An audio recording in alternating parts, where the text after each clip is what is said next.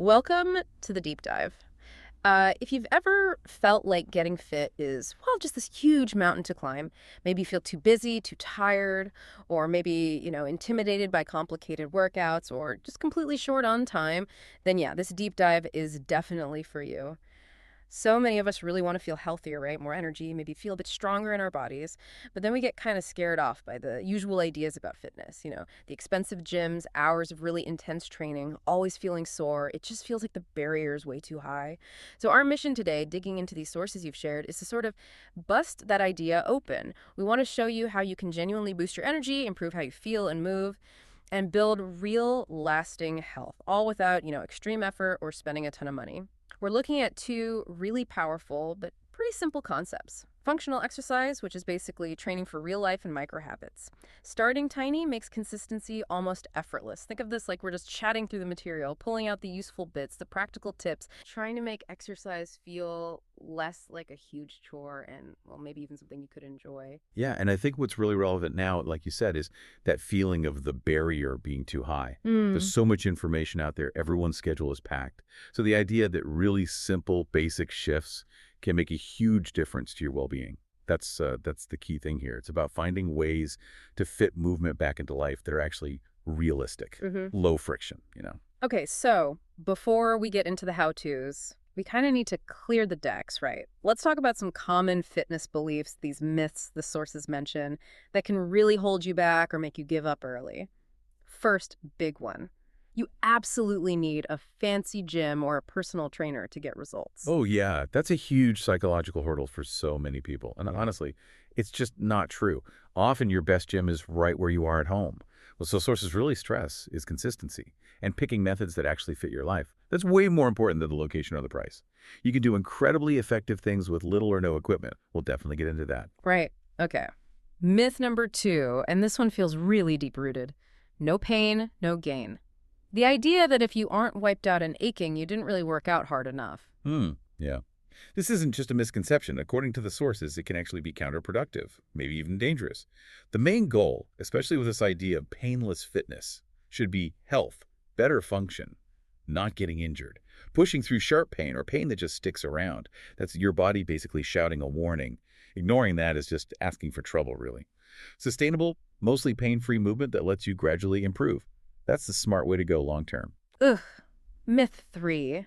I so wanted this to be true back in the day. Spot reduction. Like doing endless crunches will just melt fat off your belly. Yeah, sadly, total myth.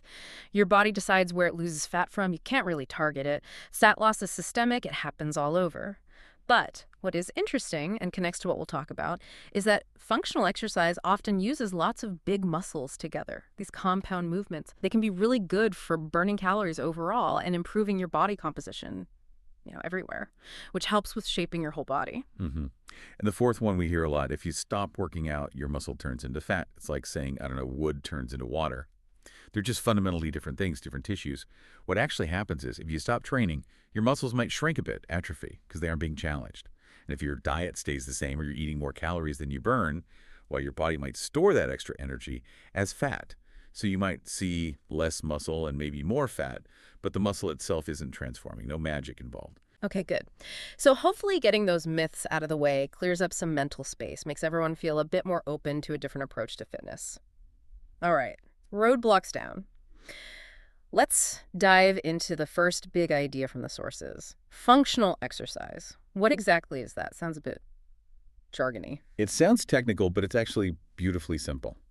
Really, functional exercise is just training your body to be better at everyday stuff. That's it. It's not about isolating one tiny muscle to make it pop. It's about improving how your body handles common, natural movements. You know, bending to pick things up, carrying groceries, climbing stairs, reaching for something on a high shelf, pushing open a heavy door. Things you do all the time without thinking. Think of your body less like a collection of parts and more like a coordinated machine. Functional training is like calibrating that machine, making sure it runs smoothly. It focuses on movement patterns, multiple joints, multiple muscle groups working together, just like they do in real life. The goal is to make those daily actions easier, more efficient, and crucially, less likely to cause strain or injury down the line. Ah, okay, so it's less about aesthetics maybe and more about just being capable? Yeah. In your own skin, what are the real tangible benefits then? Exactly. Capability is a great word for it. Right. And the benefits are super practical. First, like we said, makes daily life easier. Chores feel less like, well, chores. Carrying kids, shopping bags, it all gets easier. Just moving around feels smoother. Second, and this is massive, it really helps prevent injuries. Not just when you exercise, but maybe even more importantly, in daily life. By strengthening your core, improving your balance and coordination, you're just less likely to pull something, twist wrong, or even fall. The sources highlight how our sedentary lives often lead to weak cores, bad posture, back pain. Functional movement directly combats that. It's like an antidote. Okay, easier life, fewer injuries. What Yeah. else? Third, it just generally boosts your overall physical quality.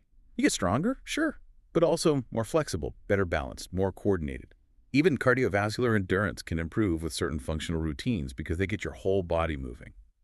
And fourth, tying back to pain prevention, it seriously improves posture and core stability. So many functional exercises inherently work your core muscles. A strong, stable core supports your spine, helps fix muscle imbalances from sitting all day. It's fundamental for preventing those common aches and pains. It's literally training your body to handle the stresses of just living today. Wow, it really clicks when you frame it like that. Like a squat, it's not just a gym exercise, it's how you stand up from a chair, how you pick up a box safely. Exactly. And lunges. That's basically climbing stairs or taking a really long step. Training them makes those actions feel effortless. And the plank for the core.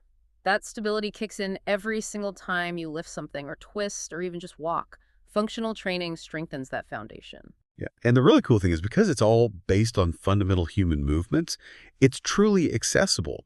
This isn't about being some elite athlete. It's about being a capable human being who can move through life without pain. That makes it suitable for pretty much anyone, whatever your age or fitness level right now. That makes so much sense. Okay, I can almost hear people thinking capability sounds great, but how do I start? Do I need equipment? And the sources say often no. You can do amazing functional stuff with just your body weight right at home. Let's go through a few simple ones because giving clear how to's really helps break down that I don't know where to begin feeling. First up, some bodyweight heroes. These are like your foundation. The squat. Okay, feet about shoulder width apart, maybe a little wider feels better for you. Think about sitting back into an invisible chair. Keep your chest up, back pretty straight. Make sure your knees track kind of over your toes.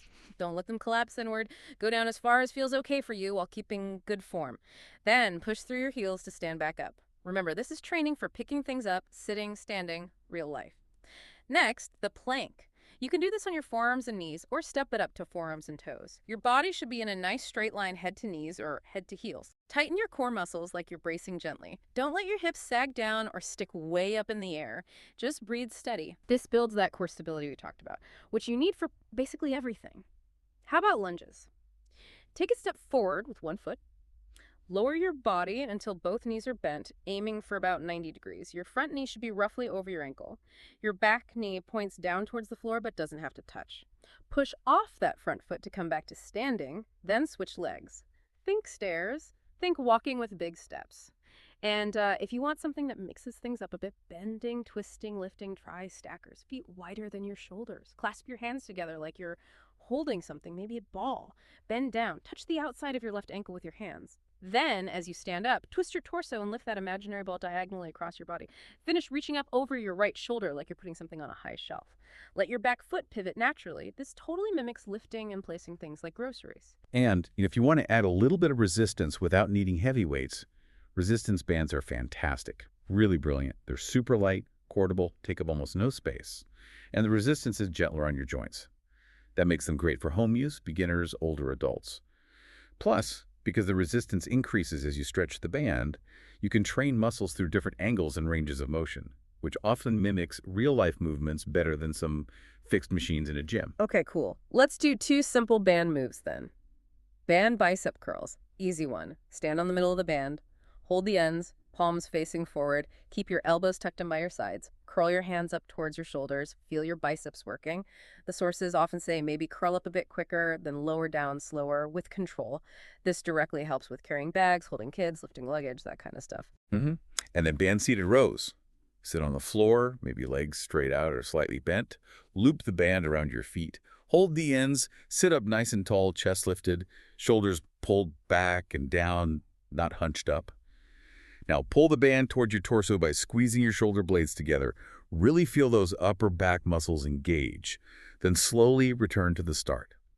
This one's gold for fighting that slouchy posture from sitting, and it strengthens the muscles you use for pulling doors, rowing, even mopping. Great examples. And these are just starting points, obviously. There are tons more out there. We'll definitely put some links and maybe a little quick guide in the show notes for you. And this is really, really crucial. Some of the sources repeat. Focus on correct form, way more than how many reps you do. Seriously. Doing 5 good squats is so much better than 20 sloppy ones that might hurt you. Use a mirror if you have one, watch a video to check your alignment, maybe even film yourself quickly on your phone. Giving people these concrete, easy steps really helps overcome that initial, how do I do this right, Yeah. barrier. Okay, perfect. So we've covered what to do functional moves. But now, the million-dollar question. How do you actually keep doing it? We all know that feeling. Start strong, then life gets in the way, motivation fades. This brings us to our second big idea, the sort of secret weapon for consistency. Micro habits. Ah, yes, micro habits. The concept is, well, it's almost deceptively simple, isn't it? They are tiny, positive actions, so ridiculously small they feel impossible to fail at. They need practically zero willpower to get started. And the core idea is powerful because it kind of flips goal setting upside down. Instead of a big goal like exercise for an hour every day, which just feels overwhelming when you're tired or busy, a micro habit is do one push-up, or maybe walk in place for 60 seconds. The sheer smallness is where the magic lies. But why does making it that small actually work? There must be some psychology behind it, right? Oh, absolutely. The sources point to a few key reasons. First, they basically sneak past your brain's natural resistance to change. Your brain loves comfort, big changes feel like a threat. But a micro habit, it's so tiny, the brain barely flags it as effort. One push-up, okay, whatever. This works. Wonders if you struggle with motivation or tend to put things off. Second, they create an instant win. Finishing even that tiny task gives you a little dopamine hit, a feeling of accomplishment.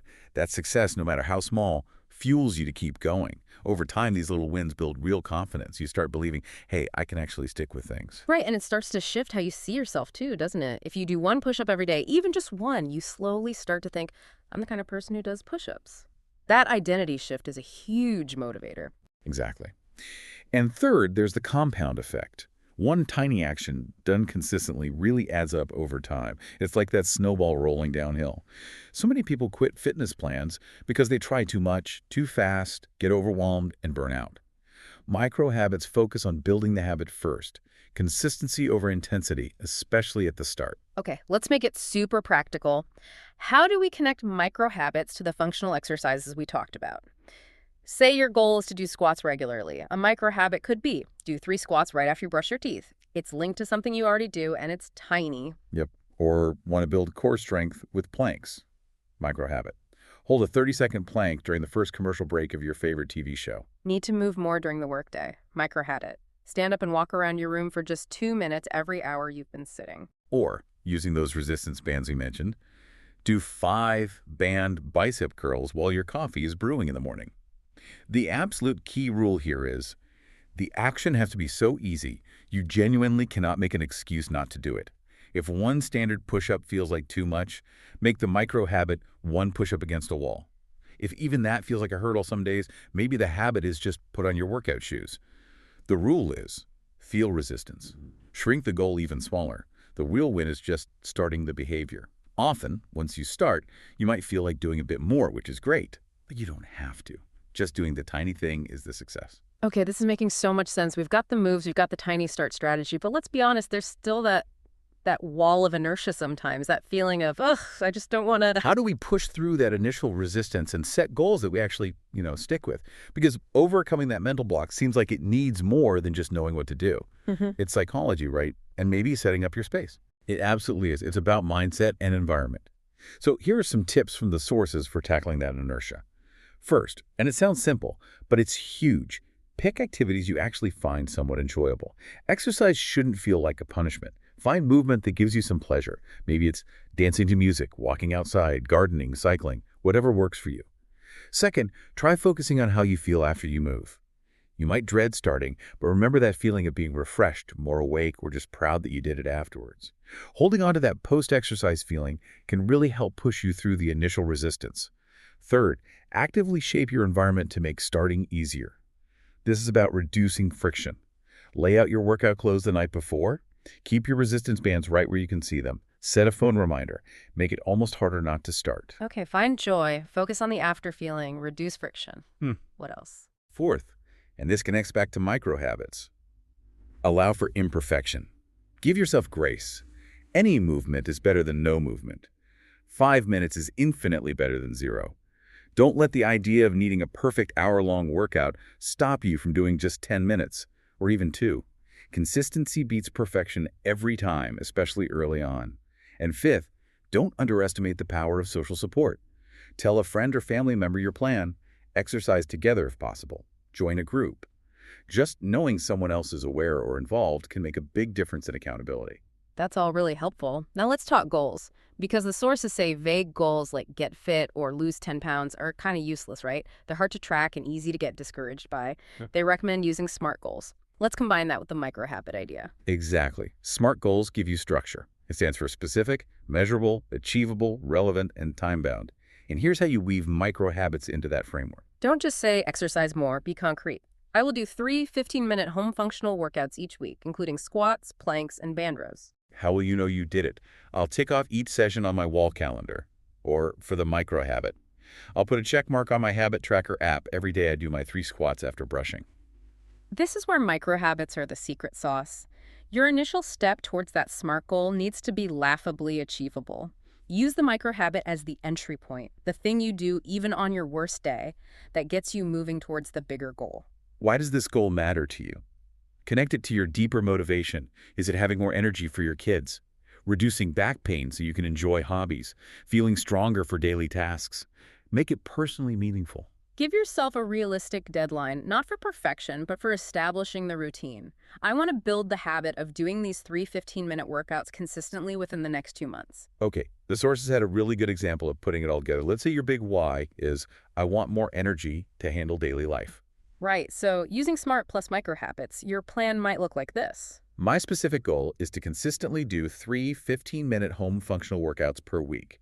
Squats, plank, band rows. I'll track completions using a simple habit tracker app or a notebook. A, micro habit integration. Okay, here's the key. For the first week, maybe 2, my real focus isn't hitting 15 minutes. It's just building the habit of starting. So my daily micro habit is put on my workout clothes and march in place for 2 minutes. That's it. That's the win. Once that feels automatic, maybe the next micro habit is, after marching, do 1 set, 5 squats, hold a 15-second plank, do 5 band rows. Then I only increase reps, sets, or duration when the current step feels easy, building up gradually towards the full 15 minutes. This matters because I want more energy for work, chores, and playing with my kids without feeling drained. My time frame is to establish this routine of 3 15-minute sessions consistently within 8 weeks. Yeah, the sources really drive home that trying to leap straight to the big goal often leads to burnout and quitting. But this combination, the SMART structure giving you direction, and the micro habit making it easy to start, creates this path of small, steady wins. It builds momentum, builds confidence, and helps create a truly sustainable exercise habit, not just a short-term burst. We'll pop a template based on this in the show notes to help you map yours out. Wow, okay. That feels incredibly doable. We've covered a lot, but the core ideas are pretty clear. Functional exercise isn't some weird gym thing. It's about making your body work better for your actual life. Stronger, more flexible, less prone to injury. And micro habits, they're like this brilliant little hack to get past that initial googing and build consistency without needing tons of willpower. Starting so small, you just do it. Yeah, and if you zoom out a bit, this whole approach, it's really about making sustainable changes to your lifestyle. It's not about quick fixes or dramatic transformations overnight. It's about building a foundation of health and capability that actually lasts. Totally. So here's a final thought, the encouragement for you listening. Fitness really is a long game, right? A marathon, not a sprint. So please, please don't beat yourself up trying to be perfect right away. The absolute most important thing you can possibly do is just start. And the second most important, be consistent. Even if that consistency is just 5 minutes a day. Seriously, 5 minutes of moving your body is profoundly better than 0 minutes. You can do this. Believe in yourself. So your call to action, maybe right after this. Pick one functional move we talked about, a squat, a plank, whatever, and set one tiny, almost laughably small micro habit around it that you can do today, like right now. Start building that healthier, more energetic you, just one tiny step at a time. And hey, if you found this useful, maybe learned something, we'd love it if you'd consider leaving a review or sharing it with a friend who might feel stuck. Let's help more people see that fitness doesn't have to be this scary, painful thing. We'd also genuinely love to hear what you decide to start with. Share your first fitness micro-habit with us over on Mitchum platform, GOG, Instagram, Facebook. Let's build a bit of a community around this painless fitness idea and cheer each other on. And don't forget to check out the show notes. We'll put links in there for exercise examples, resources, and that micro-habit plan template we mentioned. Okay, one final thought to leave you with, something to maybe chew on. What's the tiniest impossible-to-fail action? Just one small thing you can commit to doing right now to start moving towards the health energy you really want for yourself. Thanks so much for tuning in. We'll catch you on the next deep dive.